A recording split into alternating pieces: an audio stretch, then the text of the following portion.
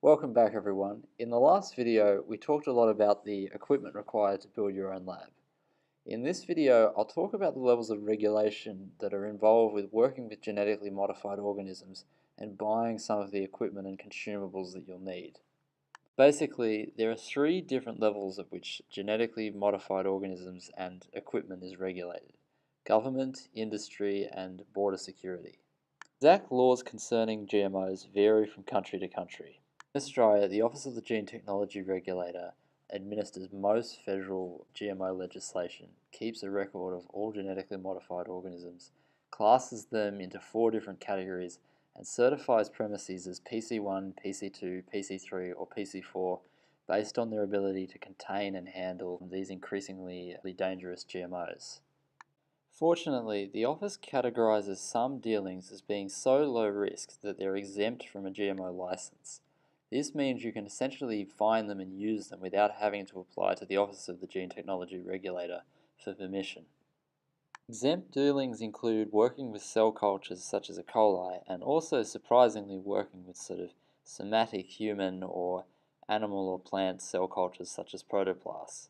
This is very useful as it means that if you're working, say, you want to genetically engineer a plant, you can create your own sort of plant protoplast and see whether it will work in just the cells and not have to worry about getting higher level certifications such as PC2 in order to perform these prototype studies.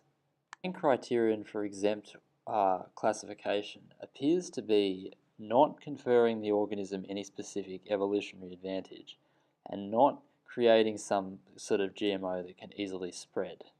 Indeed, the only formal obligation the Office of the Gene Technology Regulator gives for exempt organisms is trying to contain their spread by applying whatever practical measures available.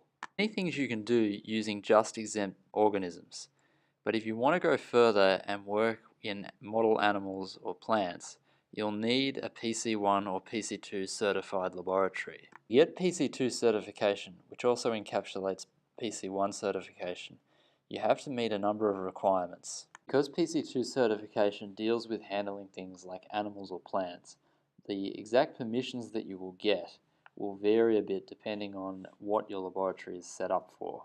This is just a list of the different types of PC2 and PC facilities you can apply for. The basic building housing a PC2 facility must generally be fully enclosed and fully sealed in order to get approval. It must also have an antechamber as well as a storage area for all of your personal protective equipment. Benches and equipment must be spread out and easily accessible for decontamination.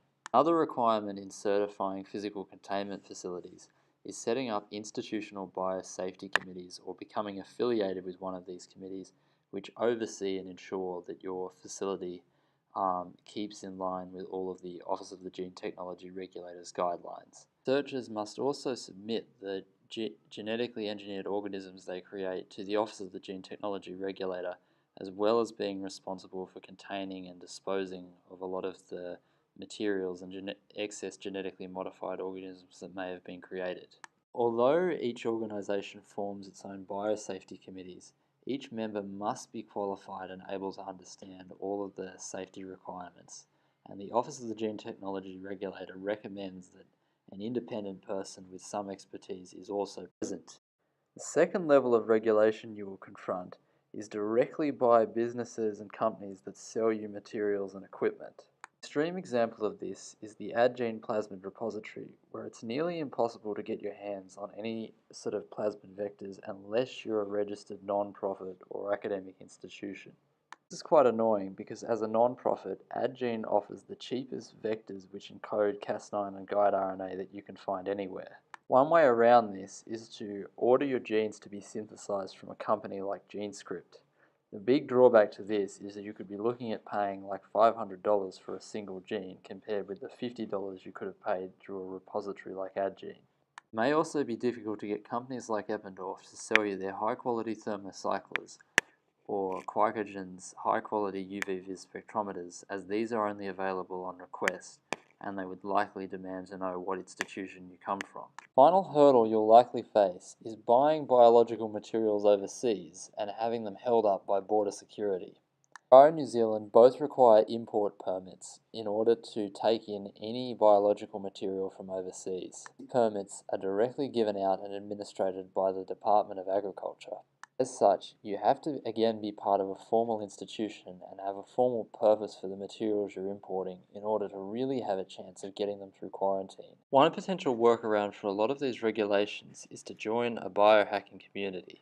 These communities can form certifiable institutional biosafety committees and are also able to register as non-profits so they can order plasmids cheaply from AdGene.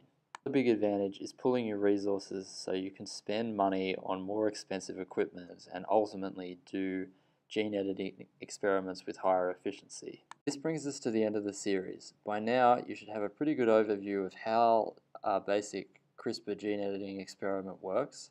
You should also have a pretty good understanding of the considerations whenever you're buying equipment to perform these experiments. And finally, you now know more about the regulatory hurdles that you'll have to overcome if you want your gene editing dreams to become a reality. If you are undeterred and wish you the best of luck. For watching, please like and leave in the comments any suggestions for future videos I could do which focus on amateurs exploiting and using gene editing technology to do amazing things.